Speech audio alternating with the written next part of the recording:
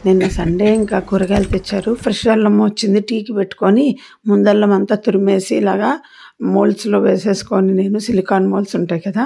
అల్లం అంతా క్యూబ్స్ చేసి ఫ్రీజర్‌లో పెట్టుకుంటా. సడెన్‌గా కర్రీకి కావాలంటే ఈ క్యూబ్ ఒకటి తీసేస్తా. ఇందాకే దాంట్లో చిల్లీ క్యూబ్స్ వేసి తీసి పెట్టుకున్నాను. ఇప్పుడు మళ్ళీ అది తీసేస్తాను అల్లం క్యూబ్స్. ఇలా పచ్చి కొబ్బరి అన్నీ కూడా వేసుకోవచ్చండి సిలికాన్ మోల్డ్స్‌లో. నేనెప్పుడు ఇలా ఇప్పుడు టపర్‌వేర్‌లో ఫ్రీజర్‌లో 50% నడుస్తుంది చూడండి ఫ్రీజర్ సెట్. ఇదిగోండి పచ్చి కొబ్బరి అంతా తురిమేసి దేవుడి దగ్గర కొడతాం కదా! ఒకటేసారి చట్నీకి మాత్రమే వాడేవాళ్ళైతే ఇట్లా మిక్సీకేసి పెట్టుకోండి. ఎంత కావాలో అంత తీసి చట్నీ చేసుకోవచ్చు. ఎండాకాలం కదా! అంత చట్నీ ఒకేసారి చేస్తే కూడా పాడైపోతది.